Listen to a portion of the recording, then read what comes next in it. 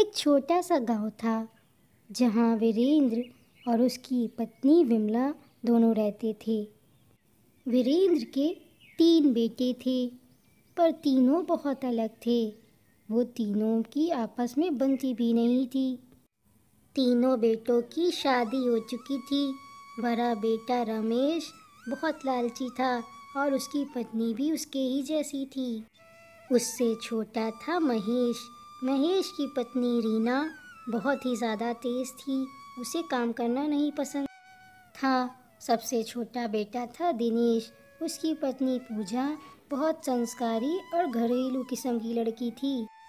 पूजा, तुम ये घूंघट क्यों रखती हो? क्या तुम घर में भी अपने ऐसे ही घूंघट के साथ रहती थी दिन भर? हाँ दिनेश जी, मैं घर में भी ऐसे ही घूंघट के साथ रहती थी। मेरे गांव की सारी लड़कियां हमेशा घूंघट ही में रहती हैं। चलो, अच्छी बात है। मुझे तुमसे ये तो नहीं कहना पड़ता कि भैया लोगों के सामने और पापा के सामने घूंघट करो। क्या हुआ रीना? आज तो तुम बहुत गुस्से में लग रही हो। ऐसी कौन सी बात है जो तुम इतना गुस्से में हो? रीना को पूजा बिल्कुल पसंद नहीं थी। रीना हर वक्त पूजा की ही बुराई करती रहती थी। देखिए, मुझे ये पूजा बिल्कुल पसंद नहीं है। एक तो वो दिन भर बैठी रहती है, घर का कोई काम वाम नहीं करती है। रमेश की पत्नी ज्योति और महेश की पत्नी रीना दोनों सगी बहनें थी। वो दोनों पूजा को पसंद नहीं करती थी। दीदी, कब तक इस पूजा के साथ हम लोगों को रहना पड़ेगा? वो खुद तो कोई काम करती नहीं है, सारा काम हम ही लोग करते हैं। क्या बताऊं ज्योति, आज मैंने भी तेरे जीजा से कहा है, या तो मुझे घर अलग लेके दे या तो उस पूजा को घर से निकाल। पूजा बस दिन भर माँ और पिताजी के अच्छी बनने में गुजार देती है और हम दोनों यहाँ रसोई में गर्मी में थकते रहते हैं। तभी वहाँ पूजा आ जाती है और रीना उससे गुस्सा कर कहती है, हे, तू चल बाहर जा। तू यहाँ क्यों आई जब हम दोनों यहाँ हैं? भाभी, वो मैंने सोचा आप दोनों रसोई में अकेली हैं तो क्यों ना थोड़ा काम करा लूँ, इसलिए मैं यहाँ पर आ गई थी। तुझसे किसने कहा था कि हम दोनों रसोई में हैं तो यहाँ आ जा? तू फिर से माँ और पिताजी को दिखाने के लिए यहाँ पर आ गई, चल जा। ये कहकर रीना ने पूजा को रसोई से बाहर भेज दिया। पूजा भी वहाँ से चुपचाप वापस चली जाती है। अरे छोटी बहू, तू इस वक्त यहाँ? आज तू रसोई में मेरी दोनों बहुओं के साथ काम नहीं करा रही है? क्या हो गया बेटा? कुछ नहीं माँ जी, वो भाभी ने कहा है जब हम दोनों रसोई में हुआ करें तो मैं वहाँ ना जाऊँ, इसलिए मैं वापस आ गई वहाँ से। कोई बात नहीं बेटा, अभी तू नहीं है और वो दोनों सगी बहनें हैं, इसलिए तेरी नहीं बन रही, पर धीरे धीरे सब ठीक हो जाएगा। इधर रीना और ज्योति के पति रमेश और महेश भी दिनेश के बारे में बुराई करते रहते। उन्हें भी अपने भाई से नफरत थी। पिताजी ने हमारे साथ बहुत बुरा किया है। हमें ये खेत दे दिया मेहनत करने के लिए और दिनेश को चाय की दुकान दे दी, उसमें कोई मेहनत नहीं। हाँ रमेश भाई, मुझे भी कुछ ऐसा ही लगता है। पिताजी ने हमारे साथ बहुत बुरा किया। उस दिनेश को ज़्यादा मेहनत नहीं करनी पड़ती है। दिनेश के पिता ने दिनेश को चाय की दुकान दी थी ताकि वो अपना खर्चा उठा सके, पर दिनेश की दुकान इतनी नहीं चलती थी। पर उसके दोनों भाइयों को लगता था कि वो लोग ज़्यादा मेहनत करते हैं और दिनेश कम मेहनत करता है और ज़्यादा पैसे कमाता है, इसलिए वो दोनों दिनेश से बहुत ज़्यादा जलने लगे थे। उन लोगों को लगता था कि उनके पिताजी और उनकी माँ सिर्फ दिनेश के बारे में ही सोचते हैं और उनके बारे में नहीं। क्या हुआ विमला? आज तुम बहुत परेशान लग रही हो। मैंने तुम्हें इतना परेशान तो कभी नहीं देखा है। क्यों ना परेशान हूँ रमेश के पिताजी, आपको नहीं पता हमारा घर धीरे धीरे टूट रहा है। तुम ज़्यादा सोच रही हो विमला। ऐसा कुछ नहीं है। घर में बच्चे हैं, लड़ेंगे भी और प्यार भी करेंगे। ज़्यादा मत सोचो तुम। अपनी सेहत का ख्याल रखो। तुम्हें क्या ज़रूरत है सोचने की? बच्चे अब बड़े हो गए हैं। आप उस पूजा को कुछ कहते क्यों नहीं? दिन भर हम लोग घर का सारा काम करते हैं, वो बैठी रहती है, पिताजी माँ भी उसे कुछ नहीं कहते। थोड़े दिन की बात और काट लो, फिर मैं और भैया घर लेने वाले हैं। हम लोग चले जाएंगे यहाँ से। हे पूजा, तुझे कितनी बार कहा है कि रसोई घर में मत दिखाकर, तुझे देखकर मेरा दिन खराब हो जाता है। तू जब से इस घर में आई है, हमारे पतियों के तो काम ही नहीं चल रहे हैं, बस तेरा पति ही कमाता है और घर में तुम लोग ऐसे रहते हो कि सारा खर्चा तुम ही दोनों उठा रहे हो। भाभी, आप मुझे ऐसे क्यों बोल रही हैं? मैं तो यहाँ सिर्फ चाय बनाने आई थी दिनेश जी के लिए, पर मुझे नहीं पता था आपको इतना बुरा लग जाएगा। और मेरी वजह से कुछ नहीं होता, जिसके भाग में जो लिखा है वही होता है। किसी के आने से किसी का भाग्य तो नहीं बदल जाता है ना भाभी? देखा दीदी, इसकी ज़बान कैसे कैंची की तरह चल रही है। आज इसकी शिकायत माता जी से करो चल के, तभी इसकी अकल ठिकाने आएगी। पूजा को भला बुरा सुनाकर दोनों बहनें विमला से शिकायत करने चली जाती हैं। पूजा को बहुत बुरा लगता है। माँ, पूजा से कह दीजिए जब हम लोग रसोई घर में जाया करें तो वो वहाँ ना दिखा करे। मुझे वो बिल्कुल पसंद नहीं है, मैं उसके साथ नहीं रहना चाहती। हाँ माँ, पूजा जब से आई है हमारे पतियों के काम भी बंद हो गए हैं। उसका भाग्य हमारे घर के लिए बिल्कुल ठीक नहीं है। जी कैसी बातें कर रहे हो बेटा, तुम दोनों आज के ज़माने में होके भी ऐसी बातें कर रहे हो।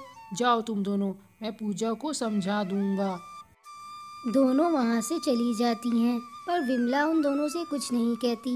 विमला को तो फिक्र हो रही थी कहीं उसका घर बिल्कुल अलग ना हो जाए। मैंने तो आपसे पहले ही कहा था कि हमारे घर में कुछ ठीक नहीं चल रहा है, पर आपने मेरी नहीं सुनी। अब देख लिया आपने। विमला, छोटी मोटी लड़ाइयाँ तो सब में होती हैं, ये हर घर की कहानी है। तुम ज़्यादा चिंता मत किया करो, अपना ख्याल रखो। आपको पता है आज उस पूजा ने हमें कितनी बातें सुनाई हैं। एक तो उसका पति घर में कुछ नहीं देता, ऊपर से वो दोनों राज करते हैं। क्या कहा? पूजा ने छोटे होकर तुम लोगों को बातें सुनाई? मैं आज ही दिनेश से बात करता हूँ। तुम बिल्कुल मत घबराओ, सब ठीक कर दूंगा आज। आपसे मैं इतने दिन से बोल रही हूँ कि मैं इस घर में रहना नहीं चाहती। वो पूजा हम लोगों को बातें सुनाती है और कोई काम नहीं करती। तुम बिल्कुल फिक्र मत करो, मैं अब तंग आ चुका हूँ इन सब से। हम लोग आज ही ये घर को छोड़ के चले जाएंगे। चलो तुम मेरे साथ। दिनेश, अपनी पत्नी को समझा ले, वो हमारी पत्नियों से बदतमीजी करती है और घर का कोई काम नहीं करती। एक तो तू घर में कुछ नहीं देता, फिर भी पिताजी और माँ की नज़रों में तू ही सही है और हम दोनों इतनी मेहनत करने के बाद भी गलत हैं, जबकि हम लोग ही घर का खर्चा उठा रहे हैं। भैया, पूजा अभी नई नहीं है, मैं उसको समझा दूंगा। आप लोग फिक्र मत करिए और गुस्सा मत होइए, मैं उसको समझा दूंगा। तू क्या समझाएगा? तेरी पत्नी तेरी सुनेगी तब तो तू समझाएगा। वो किसी की नहीं सुनती। जैसा तू है वैसी तेरी पत्नी भी बदतमीज़ है। भैया, मुझे जो बोलना है बोलो, मेरी पत्नी के खिलाफ मैं कुछ नहीं सुनूंगा। मैं जानता हूँ पूजा एक सीधी सादी लड़की है, वो कुछ नहीं बोलती किसी से। बस करो तुम लोग दिन भर लड़ते रहते हो। अगर तुम दोनों को इतनी दिक्कत है तो चले जाओ तुम लोग अपनी पत्नियों को लेकर यहाँ से, और कभी मत आना। पिताजी, ऐसा मत कहिए, गलती इन लोगों की नहीं है, मेरी गलती है। मैं घर से चला जाता हूँ, आप भैया लोग को घर से मत निकालिए। पिताजी, देखा तुम दोनों ने, तुम लोगों की गलती की सज़ा वो अपने ऊपर ले रहा है। पर दिनेश, तुम कहीं नहीं जाओगे, जाएंगे तो यही दोनों। इन दोनों की पत्नियों को भी बहुत दिक्कत है, उन लोगों को भी घर का काम खलता है और पूजा का यहाँ रहना खलता है। और मैं नहीं चाहता कि तुम दोनों यहाँ रहो। अब हमें पता था पिताजी आप हमारे साथ यही करेंगे। हम लोग घर का सारा खर्च उठाते थे, इतनी मेहनत करते थे, पर आपने हम लोगों को कभी नहीं समझा। बस आप दिनेश को ही अपना बेटा समझते हैं। हम लोग जा रहे हैं, मैंने एक घर किराए पर ले लिया है, अब से हम दोनों वहीं पर ही रहेंगे। वो भी हमारे बेटे थे, आपने उन लोगों को क्यों निकाल दिया? वो लोग कहाँ जाएंगे और कैसे रहेंगे? विमला, ये करना ज़रूरी था। वो लोग दिनेश को ही बुरा भला कहते थे, अब उन लोगों को समझ आ जाएगा कि कौन सही है और कौन गलत। अब से हम लोग यहीं रहेंगे और वापस कभी पिताजी के घर नहीं जाएंगे। पिताजी ने हम लोगों के साथ बहुत बुरा किया है। ऐसे ही कुछ महीने बीत जाते हैं और रमेश और महेश अलग रहने लगते हैं। एक दिन उनके घर एक साधु बाबा आते हैं। रीना बाहर आती है और साधु बाबा से कहती है कि अरे घर में कोई है? बेटा मुझे कुछ खाने के लिए दे दो, मैं बहुत भूखा हूँ। अरे बाबा, सुबह सुबह क्यों चिल्ला रहे हो? क्या तुम्हें कोई और नहीं घर मिला भीख मांगने के लिए? बेटा मैं भीख नहीं मांग रहा हूँ, मुझे भूख लगी है, कुछ खाने के लिए दे दो, बहुत देर से भूखा हूँ। बाबा मैं क्या खाने के लिए दूँ? सुबह सुबह तो मैंने कुछ बनाया भी नहीं है। बाद में आना, अभी मुझे सोना है। रीना के इतना कहते ही साधु बाबा वहाँ से गुस्से में चले जाते हैं और रीना को कोई फर्क नहीं पड़ता है। पूजा, चाय की दुकान बिल्कुल नहीं चल रही है, मैं अपना और तुम लोगों का खर्च कैसे उठाऊंगा, क्या करूंगा? घबराइए मत दिनेश जी, सब हो जाएगा। सब अपने भाग्य का खाते हैं और हम भी अपने भाग का ही खाएंगे। दिनेश बहुत चिंता में रहता था क्योंकि उसकी दुकान बिल्कुल नहीं चल रही थी। दिन भर बस एक दो ही ग्राहक आते थे, इसलिए वो चिंता में था। पूजा बेटा, मैं कुछ देर के लिए शांता के घर जा रही हूँ, मुझे आने में देर हो जाएगी, तब तक तुम बाहर ही बैठकर मेरा इंतज़ार करना। पूजा अपनी सास के कहने पर अपने घर के बाहर चरपाई पर बैठ जाती है और अपने घर का ख्याल रखने लगती। तभी वहाँ पर वही साधु बाबा आ जाते हैं जो रीना के घर जाते हैं। बेटा मुझे कुछ खाने के लिए दे दो, मैं बहुत देर से भूखा हूँ, मुझे बहुत तेज़ भूख लगी है।